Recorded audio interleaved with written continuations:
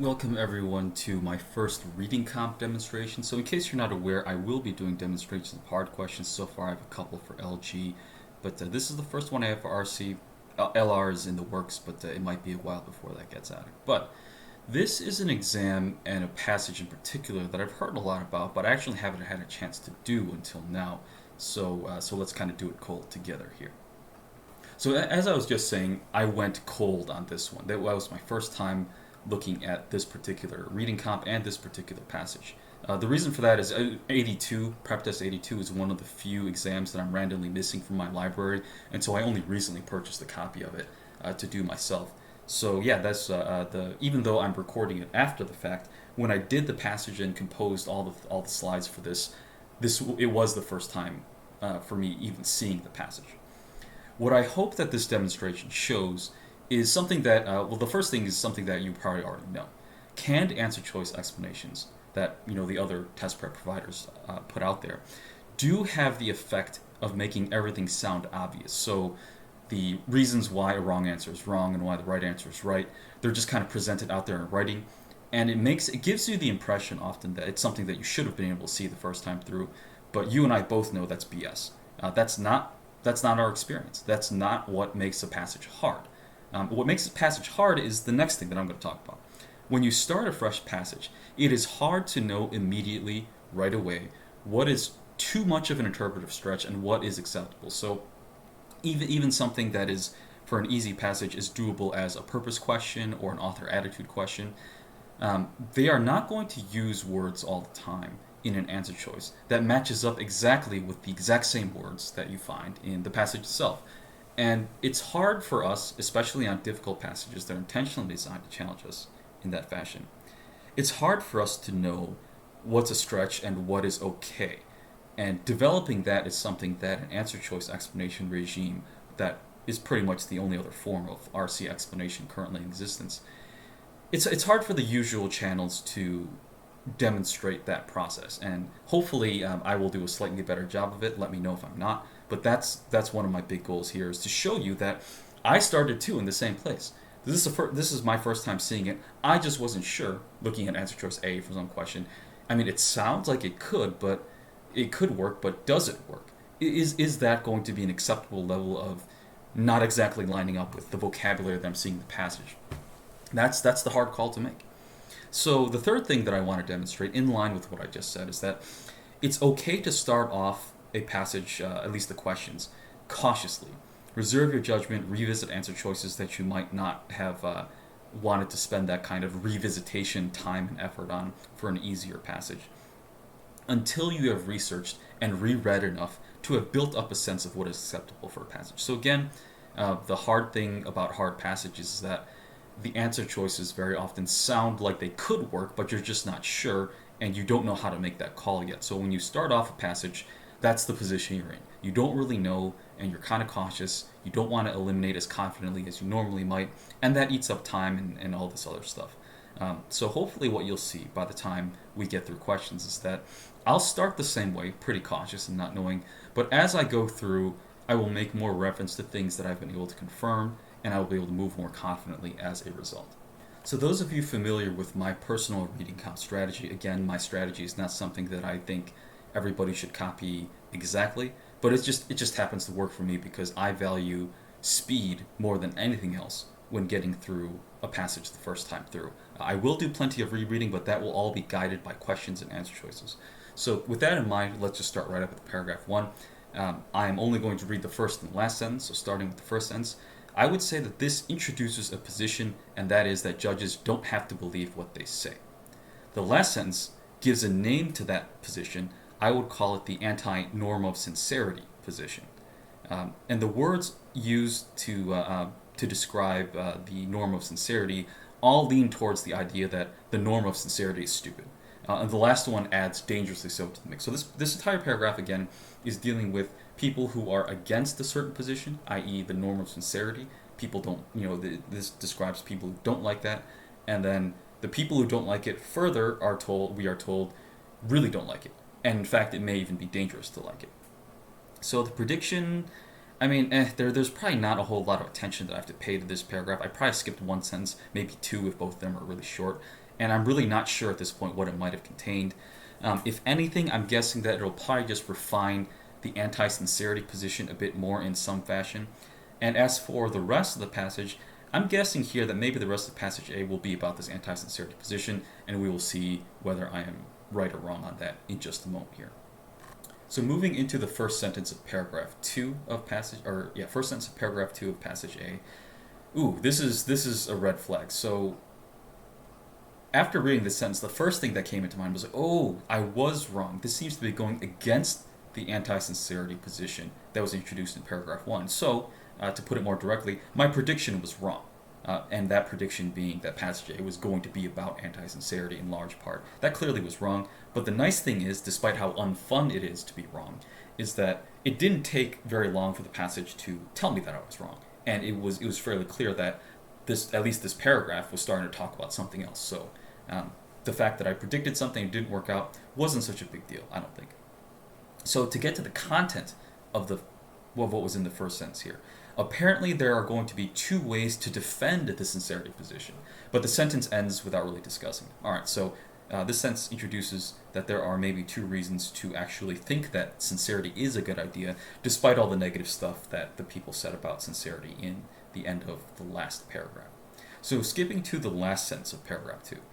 This one refers to the pro-sincerity people as being in favor of candor, and so kind of dealing with a little bit of outside information. Even though I hadn't seen this passage before, I have had students and other resources refer to this specific passage as the judicial candor one, so I kind of saw that a change in vocabulary might be coming. But frankly, if I'm trying to be as genuine and authentic as possible, and I'd never heard of this passage or anything about it before, at this point, I wouldn't be 100% sure that the author is going to stick with the term candor and instead abandon sincerity to go with the new term.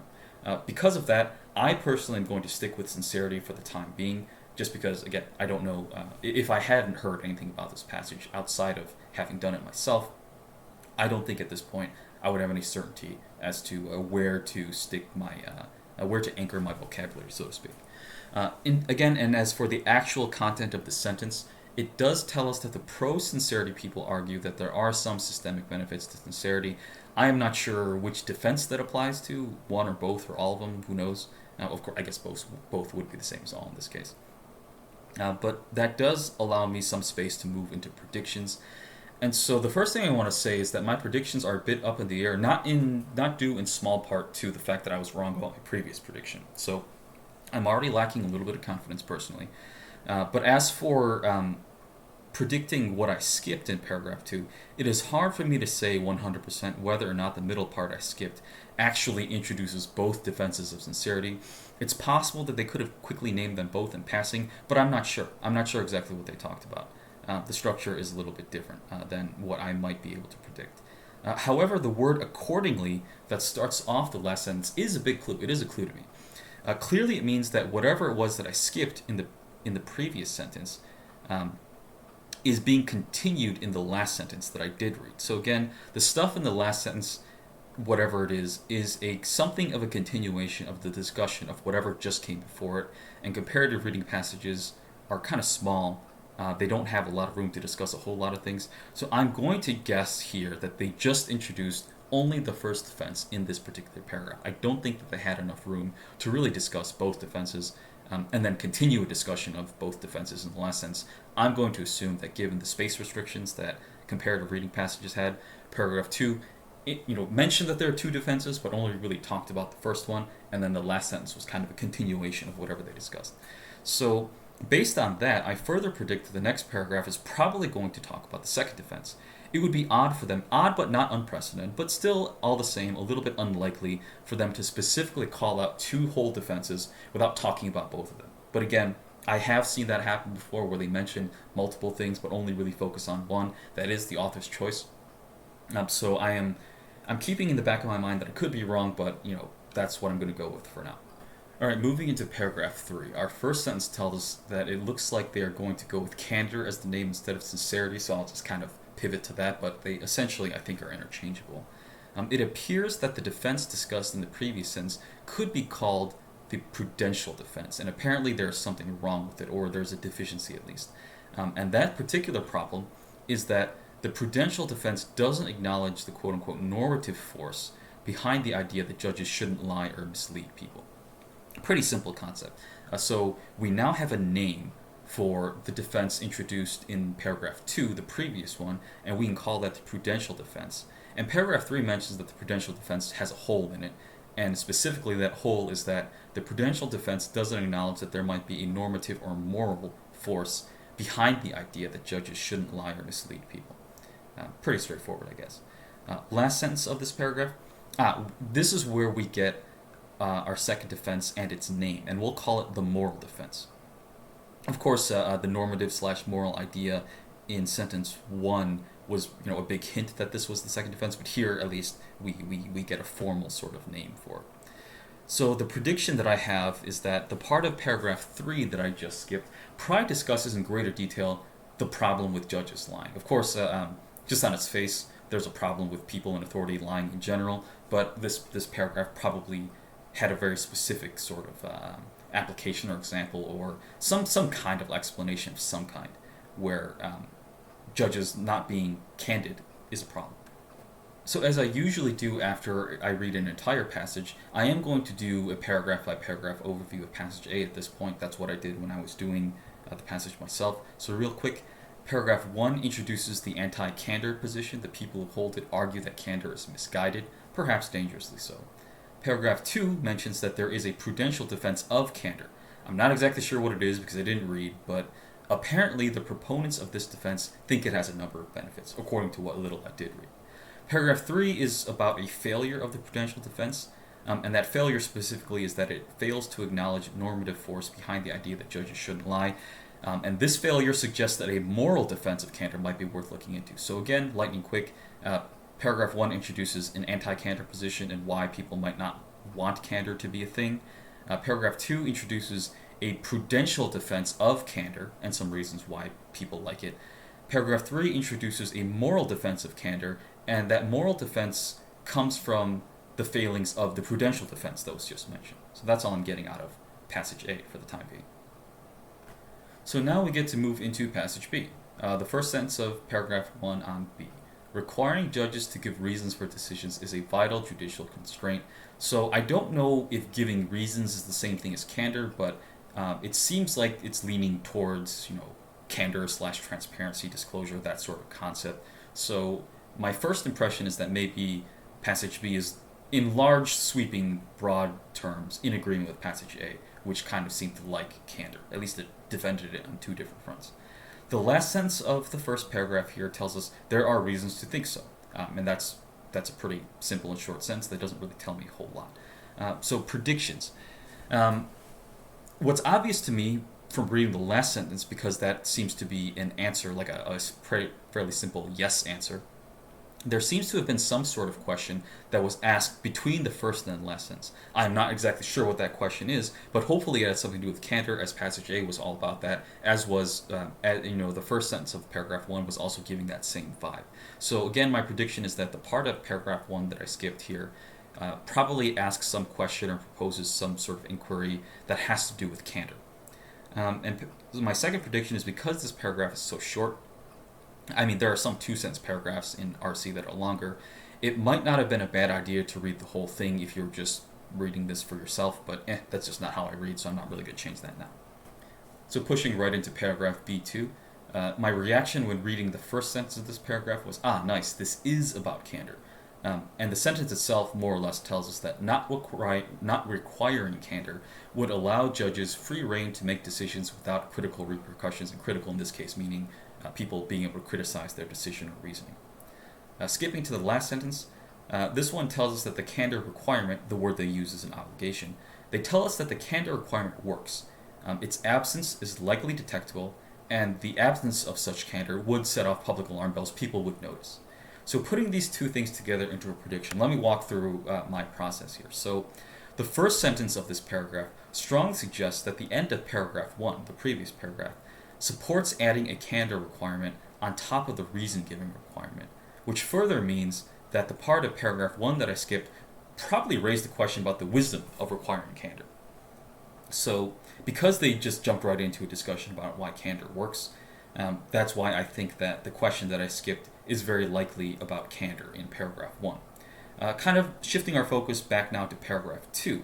The moreover that leads off the last sentence indicates that the part of paragraph 2 that I skipped probably contains another piece of information consistent with the last sentence of this paragraph. So the part of B2 that I skipped, whatever it is, probably supports the idea that the candor requirement works, given that they describe that the candor requirement is going to function in the last sentence. So I'm guessing that the part that I skipped is going to be consistent with that discussion. Looking forward to paragraph 3, I'm guessing that it's probably going to be an expansion on why the candor requirement works, but there's also a possibility that it's not. I have seen passages before, not necessarily comparative reading, but just normal passages, where one paragraph will be like, hey, this new theory, this idea works, and then the next paragraph kind of turns around and says, but that's not the end of the story, there's more to it, there's something that's not quite right with it. There's always the possibility that that's going to be the case here, but given what I know about comparative reading and that you just don't have a lot of space inside each short paragraph to really do full 180 turnarounds like that, I'm going to lean towards paragraph 3 being a further discussion of why the candor requirement is a good idea. So paragraph 3. The first sentence is a rhetorical question. Does the foregoing establish an unshakable obligation to candor? The last sentence sort of answers that by saying there is a strong presumption in favor of judicial candor. So my prediction's based on the juxtaposition of the first and last sentence of paragraph 3. The strong presumption language that we see at the end indicates that the author, at least to me, thinks that candor is a clearly good thing, but perhaps not constituting an unshakable obligation. So it's good, but it's not like 1,000%, million percent for sure thing that you have to do at all times. But because the last sentence did end on a clearly positive note about candor, I'm going to predict that even if candor isn't that sort of unshakable obligation, the author probably did offer more support for it in some way, in terms of the stuff in paragraph 3 that I skipped. And maybe they perhaps tossed in lip service to a concept like, maybe it's a bit much to call candor a hard requirement, but still it's a good idea to do it. That's what I'm predicting happened in paragraph 3. So just as I did for passage A, I'm going to do an overall review of passage B here. So paragraph 1 of B, requiring reasons for judicial decisions is vital. Should we add a requirement for candor as well? So the yellow part here is something that I got from reading paragraph 2 and assessing what the language of paragraph 2 seemed to say, even though I didn't actually get that yellow part from reading paragraph 1 itself. Moving into paragraph 2, the answer to the question in paragraph 1 is yes, the candor requirement does some good. Paragraph 3, if the candor requirement is good, is it also unshakable? Probably not a 10,000% unshakable thing, but it's still a good idea. And now I'm also going to do a fairly quick review of them kind of side by side. This is something that I actually do when I do comparative reading. So again, we've been over this already, but verbatim, paragraph 1 of A, I'll just be starting with paragraph A, or passage A, and then also doing passage B after that. So paragraph 1 of A, it introduces the anti-candor position, and the people who hold it argue that candor is misguided, perhaps dangerously so. Paragraph 2 gets into the prudential defense of candor. And again, I'm not exactly sure what it is because I didn't read it, but apparently the people who support the prudential defense think that candor has some benefits. Paragraph 3 is where the author introduces a failure of the prudential defense and introduces an idea of the moral defense that will pick up that slack. Passage B now. Paragraph 1 introduces the idea that requiring reasons for judicial decisions is vital, and so should we add a requirement for candor on top of that? Paragraph 2 tells us that yes, candor requirement is going to do some good, and paragraph 3 further refines that position by saying, okay, it's good, but is it also unshakable? Probably not, but overall, at the end, it's still a good idea. A final note about what candor should be, I believe passage A's paragraph 1 or 2, I think maybe it was paragraph 1, I'd have to go reread it, but I'm not going to at this point, did define candor as judges, or sincerity/candor as judges believing what they actually write. So that's, every time I use candor, I just realized just now that I didn't ever discuss it explicitly, but that, I believe, is the definition of candor according to this passage. Judges actually believing what they offer as justification for their decisions. So to kind of continue this overall review, this is something that was kind of concurrently going on in my head as I was doing the side by side. But what I came up with there is that both A and B do seem to support a candor requirement. But A is more focused on the two defenses for candor, and B might go into greater detail about why candor is actually good, and it doesn't seem to touch anything like a moral defense. So along those lines, I'd characterize passage A as a bit more zealous about candor, defending it against critics, and even going so far as deciding a moral or normative defense. And just as a heads up, that's an extremely rare thing for any scholar to do because, moral and normative defenses are kind of taboo. They're not really scientific, they're not really defensible because we often consider morality a very subjective and personal thing. And so academically, it's not really the cool thing to do. So the fact that they would go that far, to me, is a significant thing. And also the way they set up the defenses is that the author never really leaves room for candor to not be a thing in passage A.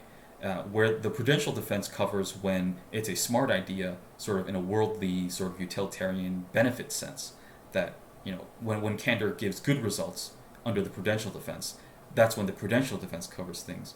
And then when the prudential defense fails, the author doesn't just say, "Oh, but maybe it does." They don't acknowledge that there's a time when candor doesn't work. They pick it right back up with a moral defense. A moral defense should cover the gaps left by the prudential defense. Is the sense that I got, even though I didn't read all those exact words.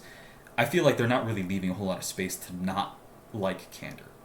At the same time, B might strike a more pragmatic tone, and again, just to review what that tone is, B seemed to end on a note of it might not be the be-all, end-all, always have to, give sort of godlike, omnipresence to the candor principle, but candor is still a good idea, and that's why we should do it. So, unlike A, I would say that B did leave some room for at least acknowledging that candor might not actually give us the good results that we want. And I don't know, I didn't read enough to know whether or not the author of passage B thought that was okay. But at this point, that's what I'm getting. A is pretty zealous, B is just slightly more, kind of measured in tone. And at this point, I am not sure that I can come up with anything more specific than these two predictions. So now we jump right into the questions with question number 14. What question do both passages seek to answer? And so this is a little bit of a toss-up on comparative reading. Sometimes it serves as a sort of main point type question where you would be well served by predicting sort of where the points of broad agreement and disagreement are between passage A and passage B. But sometimes it's more of a detailed question where it's like, can you find the answer to this specific question somewhere in passage A and somewhere in passage B? Because I don't know, I am not going to pretend like it is a overall main point type of question. I'm going to pretend like it's going to ask us some very sort of specific low-level details. Let's see here. Because I think so the reason I'm making that choice, I should probably justify that, is that if it does turn out to be a bigger picture kind of question, I can easily pivot back to that. But I find doing the reverse for me, starting from a big picture question and then going into a sort of smaller picture detail level question, I find that a more difficult logical task to do, just switch to make. So that's just why I'm doing it that way. So answer choice A, looking at it, no, I don't think anything in our overview indicated that either passage is talking about increasing existing controls. I do know that passage B talked about restraints and judicial constraints, but I don't recall anything about just sort of straight upping the level of restraint and control that we have on the judiciary. But both of them instead seem to be focusing on the second bullet point here, which is just whether or not they're debating somehow whether or not requiring candor makes sense. So of course A thinks that requiring it all the time makes sense. B at least acknowledges that there may be a time where we'd be better off not doing that. But yeah, I don't think A really comes close enough to merit consideration here. So moving into answer choice B, my assessment of this is that it's probably the right answer, or at least it sounds more correct than not to me. And that's because, again, so the question for B is, must judges believe what they say in their opinions? The concept of judicial candor is precisely, should we require judges to actually believe what they tell us? And both passages do answer that in the affirmative, A, very clearly so, and B allows that there may be some situations in which it might be better to not require that, but overall it's still a good idea is where B ended. So overall it looks, B is looking pretty solid here. But because this is the first question and I've already been proven wrong on at least one of my predictions, I am going to check the rest. My assessment of C is that it is probably not what we're looking for. Again, so C is judicial candor required for the institutional legitimacy of the courts? Because I did not read anything Even though this probably did appear in one of the passages, I don't personally remember reading anything at this point specifically about institutional legitimacy. But since the jump from the idea that something is good for the judiciary to helps legitimize the judiciary isn't a huge one, I'm going to revisit C later and research the parts I skipped to make a final decision. So again, at this point, because I haven't felt necessarily forced to do a lot of research, I haven't so far, but I am leaving this for reconsideration after some research. So I just want to make sort of a tactical note here, a note on why I am so willing at this point to go back and research stuff that I skipped. So in a situation where I liked B but I didn't like C, if I felt more confident in my ability to have gotten a grasp of the passage, I probably wouldn't have done the research. But why am I going to do the research on C? Why am I going to revisit it? Well, I'm going, to me the experience is very much like LG. I skipped deductions in LG. Working out answer choices, rules, and potential diagrams early on generate the kind of data that I skipped. However, having an extra piece of information to plug in from the question stem or an answer choice, it does make a world of difference. I'm not blindly scratching for deductions, but finding deductions incidentally as I'm testing answer choices or working with an extra hint from the question, something like that. So again, in LG, I am going into questions more or less blind because I don't do deductions, and so it is the act of plugging in information from question stems and answer choices that guides me towards the deductions. I'm not looking for deductions with no context at the beginning. I always have the assistance from questions and answer choices. And I'm going to say that my RC process is analogous. It's very similar. I did skip a lot of content in the passage here. And personally, I care so little about RC that I forget details from even the few things that I did read. So even if I did read a certain phrase, very often I'll just forget about it. And I'll just focus only on the main big ideas. But going back to the passage at this point when I'm doing the questions and holding up these questions against the full content of the passage gives me a clear idea how to define both of passage A and passage B in my mind.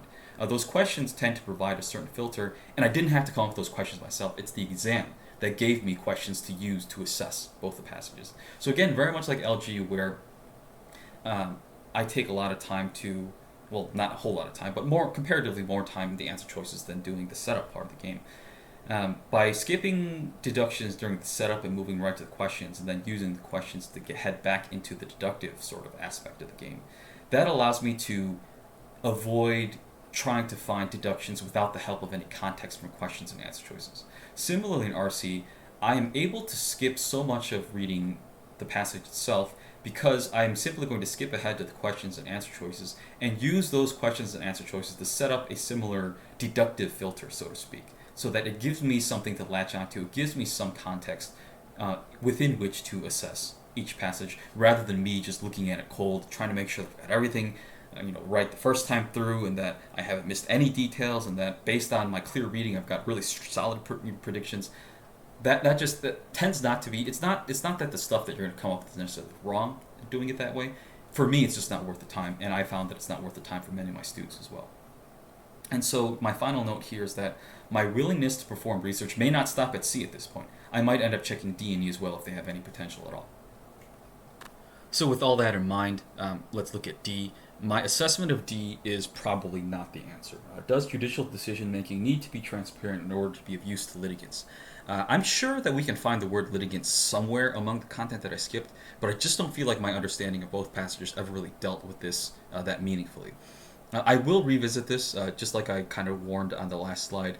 This is the first question, and I don't believe my handle of the details of the passage is strong enough to merit strong decisions and eliminations at this point. So just like I'm going to go back and reread a little bit to confirm whether or not I like C, I'm going to do the same thing for D before I make a final decision. But before I make that decision, I do have a general feeling that this probably isn't something that either passage was really concerned with. And that brings us to E. So my assessment of E, do the costs of judicial candor outweigh the benefits? This is another probably no. I don't recall any cost-benefit analysis in anything that I read specifically, but since I'm going to be researching the stuff that I skipped for C, D, and E, I may as well be on the lookout for anything that helps me make a determination about E as well. So at this point now that I've gone through all the answers, I'm going to go and do some of the research to confirm my feelings about C through E. So in terms of the research, since C was the first one that I wanted to look at, I'm going to go look for it. Is candor required for institutional legitimacy? Do both passages care about it? The hilarious thing is that I noticed that the last sentence of paragraph 2 specifically did mention institutional legitimacy, so, my lazy reading isn't perfect, right? But having gone back and looked at it now, they do mention legitimacy, but they don't require candor as a requirement for that. So yeah, I don't think A talks about it that way. That's probably enough to eliminate it at this point, but looking at passage B, the end of paragraph B2 does hint at the lack of candor possibly eroding legitimacy, but it feels like a little bit of a stretch to me at this point to move from that whole cynicism bit that B actually mentions to the therefore candor is needed to maintain legitimacy. I feel like there's too many vocabulary stretches that need to be made to jump from people are going to get cynical to candor is going to be required to maintain legitimacy. It feels like there's too many changes there. So it's just not worded strongly enough for me, so I'm going to choose to eliminate C. And again, in case I didn't make it clear, yes, passage A, the last sentence of paragraph 2 of passage A, does mention institutional legitimacy, but it doesn't mention candor as a requirement for that. So I don't like the idea of giving C credit for having that in there. Now moving on to researching for D, do both passages address the idea of transparency being required for helping litigants? And again, hilariously, I missed something from the last sentence of paragraph 2. It does specifically mention, litigants, but like C, it doesn't mention transparency as a thing that you need for litigants. In terms of, how do they put it? In order to be of use to litigants, yeah. As for passage B, there's no mention of litigants specifically, and again, we could stretch public cynicism into litigants, but that does feel like a pretty massive stretch to me, even worse than the stretch that was suggested by C, so I would eliminate D at this point. So again, paragraph 2 of A specifically does mention helping litigants, but very much like C, it doesn't say that transparency is a requirement to helping litigants. It's just saying that it does in fact help litigants, not that it's required. And passage B, again, just like answer choice C, we could make a stretch if we absolutely had to between public cynicism and litigants, but I still don't feel like the public to litigant stretch is something that should be allowed at this point. So finally, that brings us to E. Did both passages seek to answer some sort of cost-benefit question about candor? Passage A could arguably have done this, but looking at it again, after mentioning the critic's position that the candor thing is stupid, the rest of the passage launches essentially into kind of a boomer scree about candor is not stupid, candor is awesome, and I think that hardly qualifies as a cost-benefit analysis. Sure, they paid lip service at the beginning to maybe the costs of what candor is, but the rest of the passage doesn't really seem interested in assessing whether or not those costs balance out with the benefits or anything like that. Passage B, in turn, does specifically mention a cost-benefit analysis in part of paragraph 3, at least the part that I skipped. It's good to know. So I mean, on that front, passage B, at least, considers this question.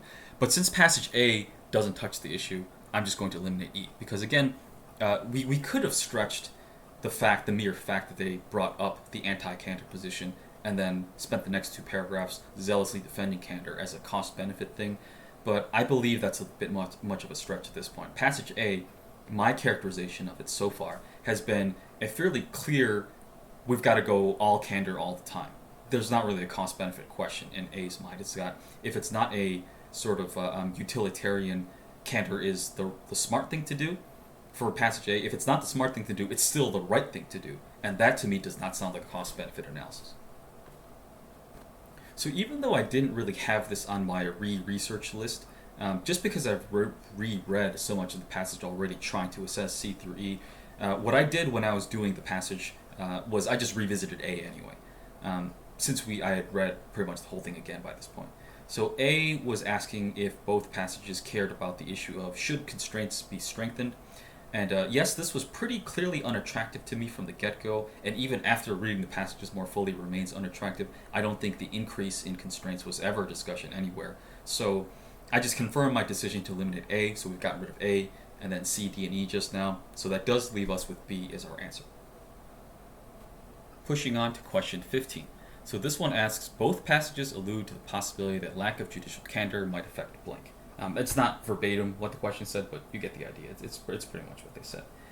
Um, so moving into A, the public compliance with controversial judgments. Do both passages allude to the possibility that lack of candor affects this concept? My answer is pretty much a flat-out no here. Public compliance with controversial judgments really wasn't a thing from my structural reading or even the rereading that I did for question 14. And there are a couple of stretch points in both A, namely institutional legitimacy, and passage B, lack of candor can generate cynicism. But both of those stretches seem a bit too far to connect with A, which alleges that public compliance is something that candor is really a thing about. Sure, the public can be involved in some areas when it comes to legitimacy and cynicism, but I feel like at this point I am not comfortable making those stretches. So I personally thought this was a hard no, but I don't think you would be wrong for just putting this in the possibly no or probably no category. Moving into B, answer choice B is alleging that the institutional strength of the courts is something that the lack of candor might affect. Do both authors think this? And my guess at this point is probably yes. Both of the stretch points that I mentioned for A seemed much more feasibly connectable to the wording of answer choice B. So just to review again what those stretch points were, is that passage A did talk about the institutional legitimacy quite literally, so that's not much of a stretch. And passage B talks about the public cynicism about the outcome of judicial decisions. I believe the stretch between public cynicism and institutional strength is much smaller than the stretch between public cynicism and public compliance with controversial judgments that A suggested. So, answer choice A suggested. So, long story short, the same things that I thought might have worked for A also might work for B, except the difference is that answer choice B, those things that I was looking at, it's much less of a stretch to get them to connect to answer choice B than it was to get them to connect to answer choice A. But again, because this is early and I'm not fully confident in my ability to handle this passage, I'm going to not pick it just yet and assess the other ones first. Looking at C now, and my answer for this is pretty clearly no. Do both passages allude to the idea that lack of candor impacts the ability to debate and criticize judicial rulings? So this is very much a thing that's specifically mentioned in passage B. It's kind of all over the second paragraph there. And also even alluded to in the first paragraph. But I can't see it specifically in passage A.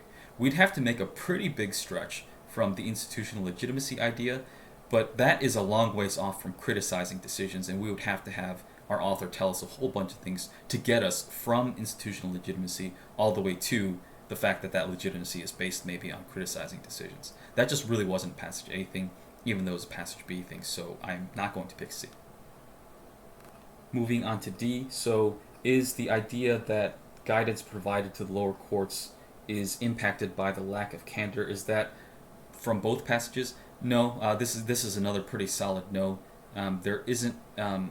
This is very much a thing that was brought up by passage A, but there's no mention of lower courts anywhere in passage B, and I can't even see a stretch point for this one. So this is a pretty solid no for me because passage B just doesn't touch this whatsoever.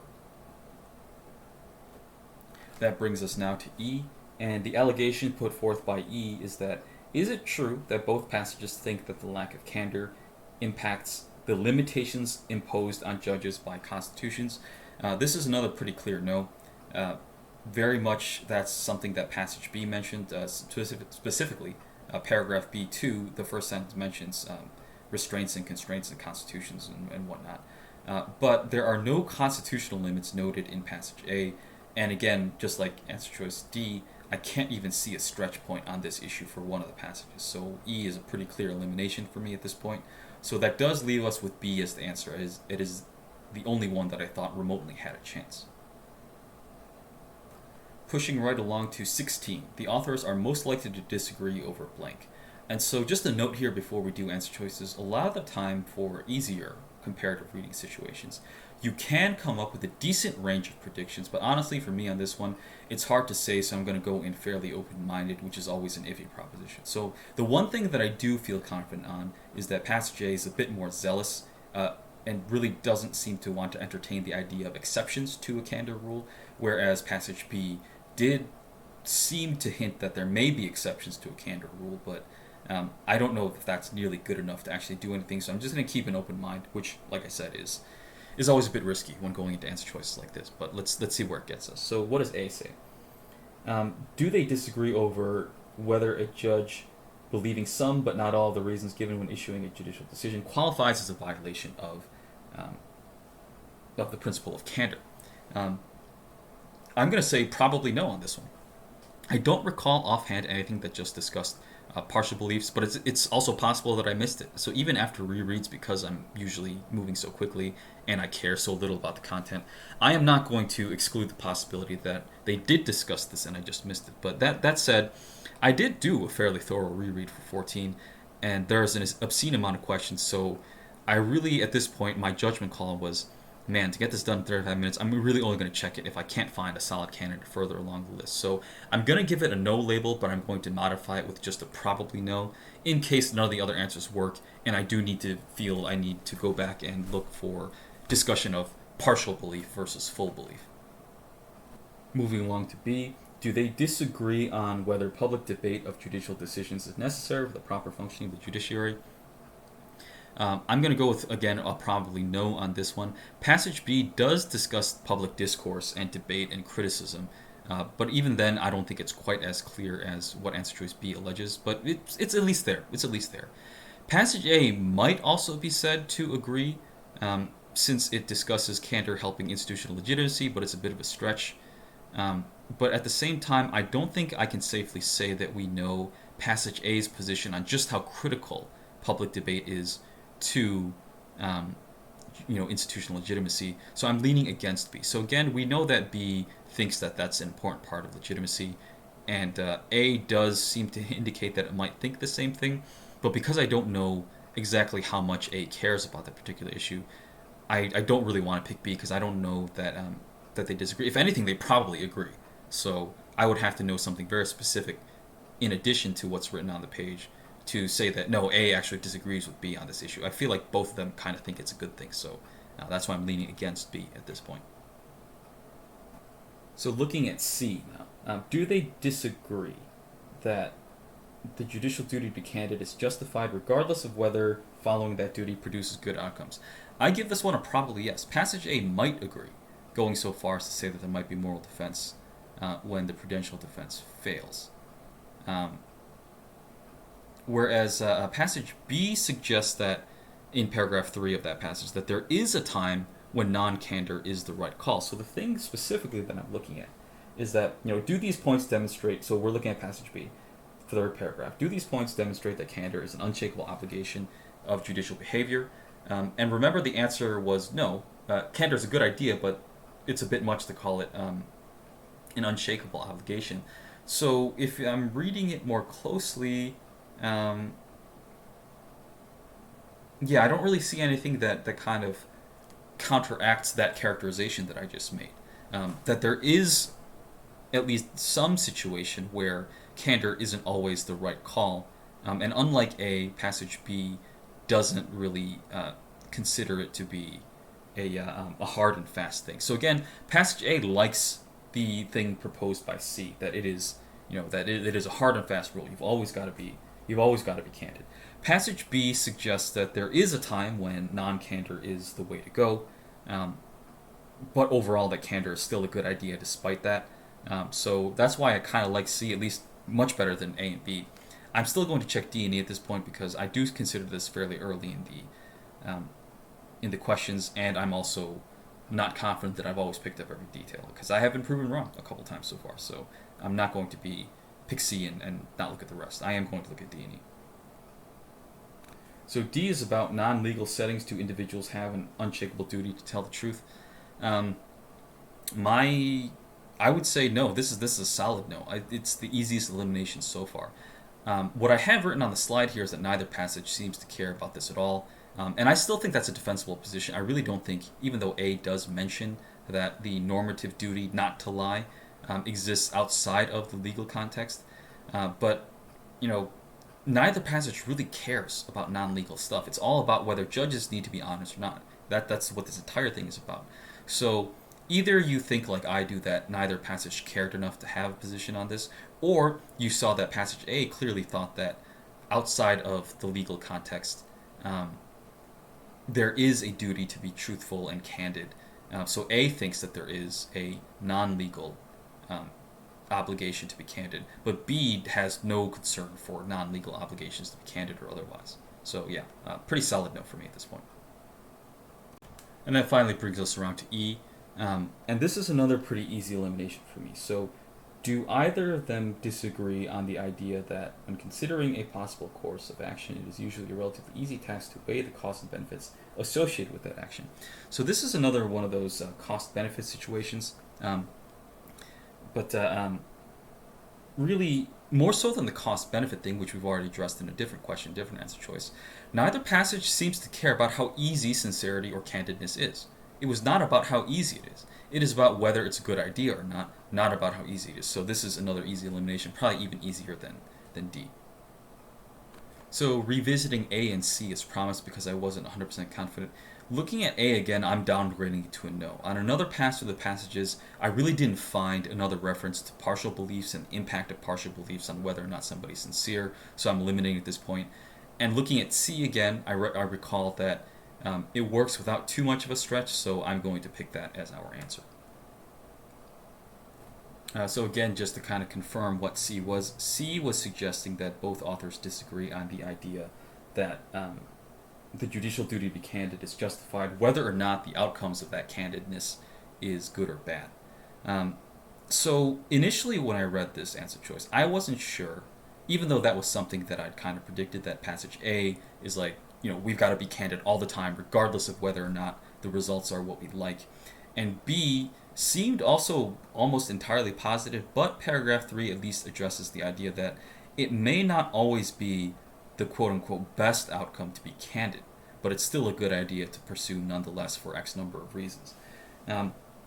I predicted that was a difference between passage A and passage B, but because of the language, standards can shift from passage to passage, and also because I was told coming into this that this is one of the harder passages to do, I wasn't confident that was going to work, but it looks like that is confirmed by answer choice C as a valid point of difference that we can point to between passage A and passage B. So passage A is very much in favor of the full-time requirement of candor, whereas passage B takes at least allows for the possibility that candor may not always be the best choice. It's still a good idea overall, but there are times when it might not be the best choice in that it's not an unshakable rule for candor. And so obviously if A thinks that the candor requirement is a full-time thing and B thinks there are exceptions to it, that would show that they would disagree on the issue posed by C, which is precisely whether or not the obligation of candor is a full-time thing no matter what the outcome is. So moving along to 17, what is a principle that's demonstrated in passage A but not in passage B? So let's take a look right at A. I would say A might be in A, but it's definitely not in B, so I'm going to eliminate that. I really don't see a justification for answer choice A being in A. So yeah, I'm going to get rid of it because I don't see it for sure in A, but I definitely see it in B, and that's not what we're looking for. Answer choice B, it is definitely A and definitely not in B. The moral considerations, that's something that A mentions very specifically, but B doesn't touch moral or normative standards at all. So that looks like our winner. Answer choice C, it is probably not in passage A, but it might be in passage B. But again, anything that's in passage B we want to eliminate, so I'm getting rid of answer choice C. Moving on to D, this one again might be in passage A. Judges should not conduct cost-benefit analyses when deciding cases of great importance, because A would agree with this because they don't think that the cost-benefit analysis should ever carry the day. Even if candor is not, there are many more costs to it than benefits. They still think that you should stick with candor despite that. So maybe that does mean that the author of passage A doesn't think that judges should do a cost-benefit analysis when it comes to candor. But the cost-benefit thing definitely is in B, and again, our question is looking for an answer choice that has something that was not in B, so we get to get rid of D for the same reason that we got rid of A, simply because B very clearly does talk about this. Then E, I am not sure that this is anywhere at all. Prudential reasons should not be given greater weight than prudential reasons that oppose. Yeah, this just wasn't. This wasn't anywhere, so I get rid of that. So that leaves us with just B, pretty clearly. So again, B tells us that moral consideration should be given significant weight when judging the standards and practices of the judiciary. A clearly talks about normative and moral considerations. B doesn't care at all, and that's precisely the kind of thing that question 17 was looking for. So bravely pushing on to 18, both authors imply that a lack of candor does blank. This felt so similar to 15. I actually had to go back and check question number 15 to make sure that I hadn't misread 15 or 18. In some ways, it's like a redux. It's a redo. Both authors imply that a lack of candor does blank. So I'm not sure at this point. When I was doing this the first time, I didn't actually remember anything from 15. That's kind of how difficult and unfun I found this to be. So I just basically did this without the benefit of remembering how 15 went. I just remembered that I had done something similar already.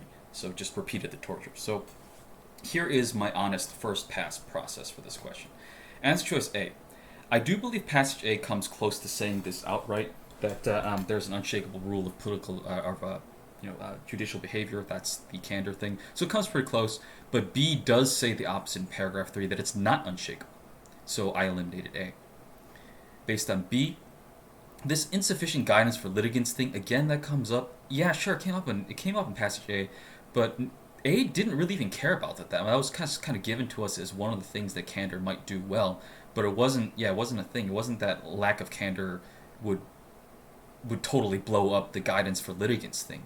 Remember, I believe the problem with 15 when this came up, or whenever this litigant guidance thing last came up, was that the answer choice was alleging that passage A treated candor, as a necessity for litigant guidance. And we found that that wasn't the case then, and it isn't the case now. Candor is not presented as a necessity for guiding litigants. That's just a nice thing that happens when you have candor, but it's not presented as a necessity. So eliminate. I am annoyed by having to see this again. C. A does mention this in passing, but not as inevitable, whereas B is silent on it. So what I mean by that is that A does kind of say that judges are considering a lot of other things, but they never come out and say that this balance of this several considerations is always going to give rise to a conflict between candor and non-candor. So there's that. So we're not sure that A talks about a lack of candor as inevitable outcome of the various balancing things, and B is completely silent on this issue. So I eliminated that. So C is gone for me. D. B for sure mentions this, and A does a sort of bizarro version, like implies that there are times when candor isn't beneficial, meaning that deception might have been better, but that's still a pretty big stretch to me, because A still comes down very hard on the side of never choose non-candor. But at the same time, I do recognize that since they're saying that the prudential defense fails occasionally in paragraph 3 of passage A, that does imply, maybe by a huge stretch, that there are times that the author of passage A recognizes that candor isn't always going to lead to a good outcome. So it's a stretch. I don't like it, so I'm going to eliminate it. Hopefully E is going to pick it up for us. And it does not. I'm not sure E is anywhere at all. I don't think either author implies that the lack of candor is likely to be detected if it continues over a sufficient length of time. Detection, of course, of non-candor was mentioned by passage B, but there was no mention of how long it takes, or that it's a guaranteed outcome over time. And of course, A doesn't talk about this at all, so really it's even a stretch that it's in B. So I eliminated E as well, and that leaves me in quite an unenviable position. So to many students, eliminating all 5 answer choices is a nightmare, but really it's not. The real nightmare is when you've only eliminated, 3 of the answers or 4 of the answers, and the ones that are remaining are incorrect. When you think the right answer is wronger than the rest of the wrong answers, that's the problem. But if you think everything is wrong, there's still quite a bit of hope, and hopefully what I'm going to do here demonstrates that. So I'm still working on 18. I eliminated all 5 choices, and that just happens if your standards are high enough. But what I've found through experience is that chances are that we can re-eliminate at least 3, hopefully 4, but usually at least 3, and only one of them will remain salvageable. So I'm just going to start right up with A again and just kind of judge it again and see and remember what I didn't like about A and compare to what I didn't like about the rest of them, and we'll go from there. So A, I'm going to eliminate on second pass anyway. B really doesn't say this at all. Passage B doesn't mention that there's that candor is a violate or lack of candor is violating the unshakable thing. B very specifically said that the rule of candor was not unshakable. So A clearly doesn't work. B does not agree with it. B does not mention this anywhere. So answer choice A is gone. B, similarly, I'm going to eliminate it again. This whole clarity for litigants thing, I mean, it's just annoying that they keep throwing this at us because, it's a detail that you might have picked up and latched onto, and I think they're counting on that to be what's going on, but, man, nobody cared about litigants, really. They were just mentioned in passing in passage A. B didn't touch them at all. So clarity for litigants is just not something that matters. But if you want a formal reason to get rid of B, answer choice B, it's that passage B didn't care about clarity for litigants whatsoever. So B is gone again. That's a pretty unnegotiable problem. C. I'd say C's problems are still unnegotiable. Not only is it a stretch to say that A thinks that a lack of candor is an unavoidable product, because A didn't really come out and say that. A kind of mentioned that it does happen, that both a lack of candor and this judge is balancing various pressures, that those kind of happen at the same time, but that's in no way saying that a lack of candor is an inevitable outcome of the balancing game that judges play. And B, of course, doesn't say anything about this whatsoever, especially in terms of inevitability of lack of candor. So C is still pretty strongly gone for me. And D, I mean, compared to A through C, there is more of a chance that this works because, like I said, there is a way for us to see, as I said in the previous slide, that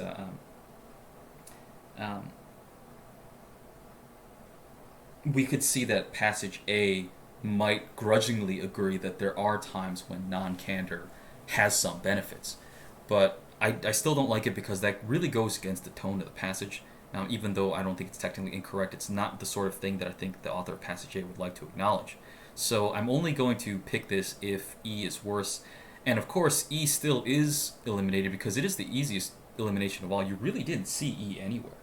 In terms of detection, yeah, we saw detection D, but saying that it's inevitable over any X period of time, A didn't touch that with a 10-foot pole. B doesn't really say that either, even though it comes a little bit closer than A. So yeah, I am forced to pick D at this point. I am picking D not because there's nothing wrong with it, but because the thing that I consider questionable about it, which was the weak analogy between what passage A says and the idea that non-candor may sometimes be beneficial. That stretch is just less problematic than the issues that I found in A, B, C, and E. So you don't always pick answers because you think they're great, but sometimes you pick them because they are less crappy than the rest. So yeah, I mean, there's probably answer choice explanations out there that make it more clear that the analogy made in passage that I said was questionable between passage A and answer choice D is actually not so terrible. But really, at this point, I've dealt with a lot of bad answer choices, a lot of confusing questions, and quite frankly, an uninteresting passage that doesn't really explain anything as fully as I would like to have had explained. So, I mean, when I was doing this the first time through, I honestly didn't like B as an answer. If there was a better answer, I would have picked it in a heartbeat than D. But unfortunately, in this case, there wasn't a better answer, so I was stuck going with D because it sucked less than the rest. That being said, it was nice that I didn't think that D was overtly wrong, but I definitely didn't think it was an easy pick. It was not clearly right to me. That's what I want to emphasize. So pushing into question 19, which one of the following is mentioned in passage B, but not in passage A? Easy enough. We've seen something similar before. That's all we're going to do. We're going to look at the answer choice, see if that concept is mentioned in B, but not in A. A, we can already eliminate because passage A does mention this almost immediately in paragraph 1. They do mention institutional considerations. B is arguably silent, but that doesn't matter because we're looking for an answer choice that contains something that isn't mentioned in A. So we've already talked about answer choice A being something that passage A mentions, so we eliminate it. Passage B, I don't see this in either one. The possibility that judicial deception is largely unintentional, even after quickly looking over it again, I didn't see that there was like I just happened to lie to you, that it was accidental or incidental. No, neither one talks about this, so this is out. C, A is actually the one that mentions transparency, and at best we can only infer that from B when it comes to institutional credit or cynicism because of the lack of transparency. Either way, it's not what the question was looking for, like answer choice A. We need something that A does not contain, but B contains, and this is the opposite, so C is out. D. Similarly, this is mentioned in A but not in B, not what we're looking for. And just to confirm, in case you guys aren't looking at the text, the role of judicial candor in providing guidance, again, guiding litigants was something that A mentioned, but B did not really care at all, and that's the exact opposite of what question 19 is looking for. So that leaves us with E. Hopefully this isn't going to be a replay of the all 5 elimination. So let's take a look at E. It sounds pretty good. B clearly talks about this, and I'm looking for it in A, and I don't see anything about the abuse of power. So B, again, was about constraints on the abuses of judicial power. Right, that was kind of the setup for the discussion in paragraph 1 and a little bit more in 2 as well, where transparency and candor, I keep saying candidness, but really candor is the word I should be using. Candor is sort of the underpinning of all the judicial restraints that we have. So that's definitely something that B talks about, controlling the judiciary. And A never really talks about an abuse of power, so this looks good. Fortunately, we eliminated A through D, and we didn't have to go through them again, so I'm at least happy about that. All right, question 20, and we are still not done. We have one more to go after this. Question 20, the authors are most likely to disagree on blank. So again, I'm not sure that this really matters, but remember, the one thing that I was comfortable with up front saying that was different between passage A and passage B was that passage A, well, I'll start with passage B because that's what I wrote first here on the slide.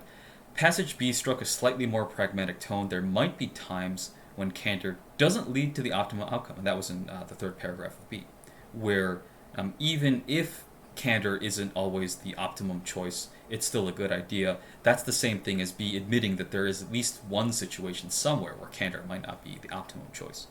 Passage A, on the other hand, was really gung-ho about you must be candid all the time.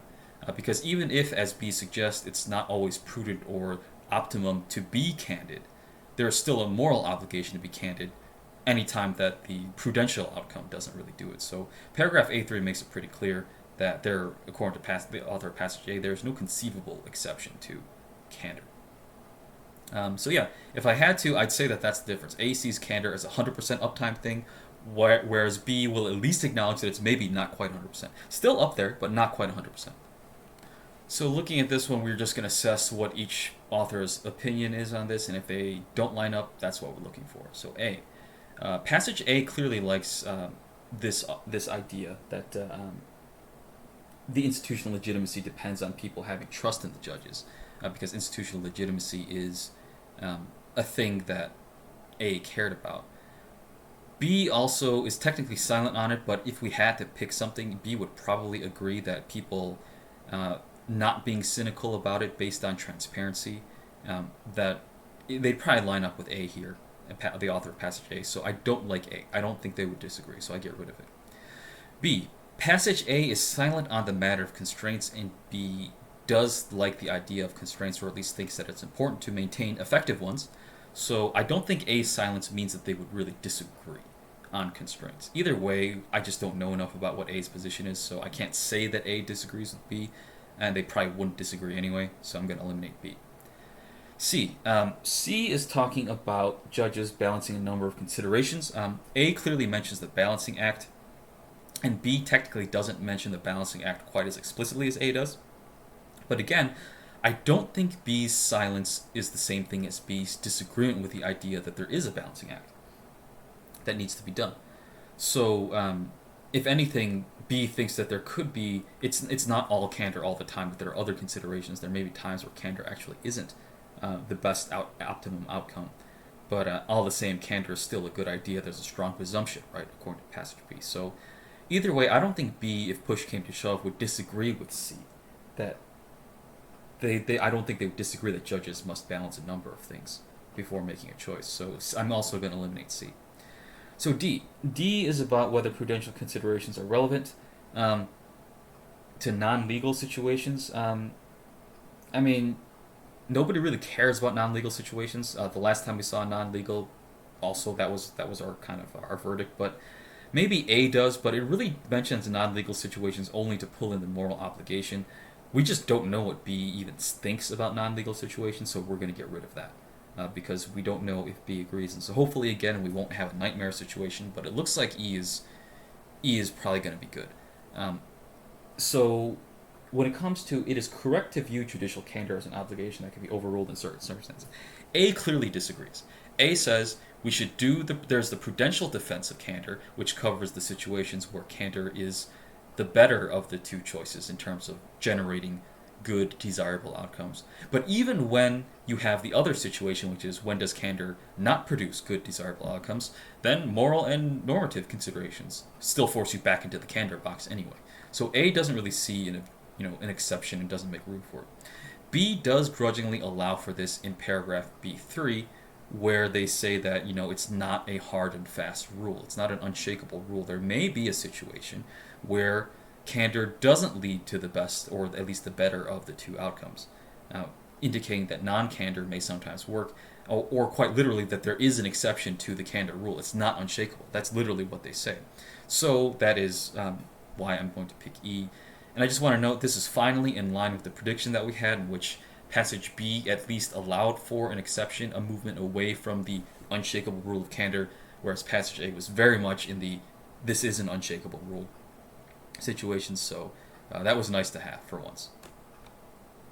And so we are finally in the home stretch, our last question, 21. So which one of the following ends up being most analogous to the second sentence of the second paragraph of B? So paragraph B2, sentence 2.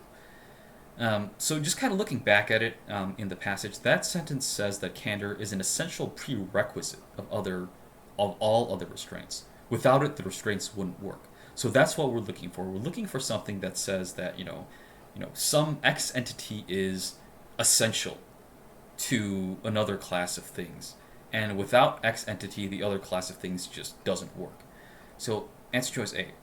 I do not like the stretch between trusted to be unbiased and X is the thing on which Y is built. So that's probably no. Sure, it does move from saying one entity, something should be done, and without that something, another outcome is the case, but it's not quite the same as X should be done because everything else is built on X, and if we don't have X, everything else just doesn't work. That's not quite what A says, so I'm going to put that in the probably no category.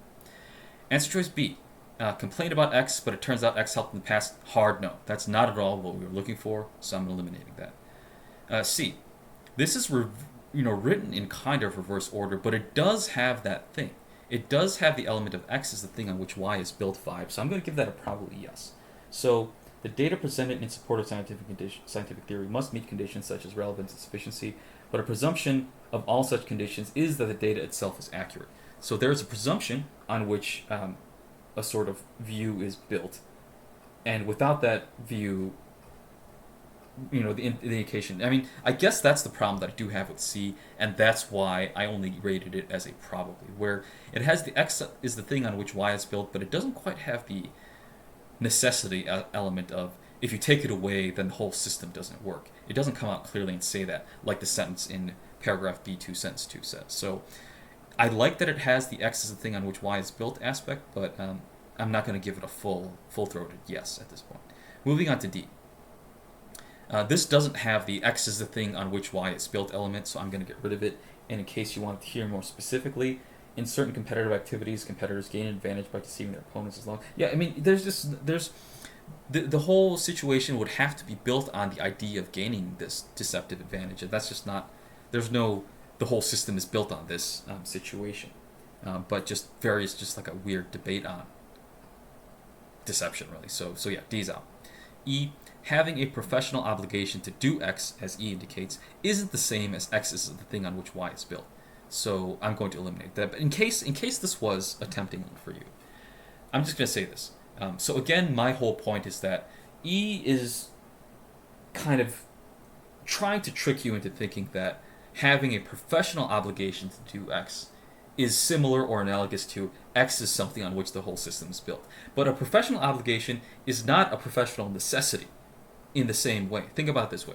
If those of you who have had work in either retail or in an office or anything like that, or even if it's not work, you've been subject to some red tape before, right, where you just have to jump through some hoops to get something done, even though those hoops were largely irrelevant. So yeah, think about red tape either red tape with the government or whatever, or stupid work regulations. Your boss is forcing or obliging you to do something. But the annoying thing is that something doesn't actually matter when it comes to your job. Um, so yeah, I mean, I can think of a bunch of boomer movie analogies to it, but I guess I'll kind of leave that for another discussion because it's pop culture and not really super. I mean, it is relevant, but it's probably before a lot of you guys' time. But yeah, that's something that anyone who has worked in an office situation, like I myself have, not legally, but this was before. This is during college. I took a couple of years off and ended up working in an office for a while. There's a lot of red tape going on there where you have to fill out certain forms, put on certain cover sheets, do things a certain way, name files a certain way, and none of those really had anything to do with how good of a job I was doing. Those were just there for somebody else's regulatory convenience. It didn't help you do your job, so even though I was forced to do it, it wasn't the thing on which my job was built. In fact, if anything, those unnecessary regulations got in the way of me doing a job. So it's kind of the opposite as X is the thing on which Y was built. It turns out my obligation to do X is actually chipping away at my ability to do my job versus X is the thing on which my entire job is built. So that's why E is wrong. Think about that analogy. A red tape or stupid, worthless regulation, even though that ends up meaning that you are required to do something, that requirement doesn't actually help you. It actually probably hurts you in your ability to do your job. So if C didn't exist as an answer choice, I'd probably go back and make the stretch and pick A, because A was just a probably no instead of a hard no. But C is so much closer to what we want than A, and this is the last question. I was kind of running out of energy. Honestly, I just picked C because I was also getting close to time. So yeah. It is written in reverse order, and it doesn't. So answer choice C is written in reverse order, and it doesn't quite have the without X, the whole system is going to be worthless. It doesn't quite have that full vibe, but it's the only one that has at least the X is the thing on which Y is built structure that the original sentence in paragraph 2 of passage B had. So yeah, that's why C is the answer. It does have that one element. X is the thing on which Y is built. Alright, so there was a lot of talking, a lot of questions, a lot of answer choices, but I did want to take a minute to kind of sum up what I would consider the important things to take away from this experience. So there were a number of things that made this passage hard, but that to me is kind of passages are hard for various different reasons, and I don't think that there's anything of much value to you for me to really dive into what made this specific passage hard. What matters is that a lot of people thought it was hard. And so yeah, I'm not going to get into specifics here. The video's runtime is already long enough. So yeah, the things that you do to get past all the hard stuff is the same, regardless of the passage and why exactly it's hard. So what are those things that we do to get past the hard? To get past the hard, we do several things. First thing, read for structure.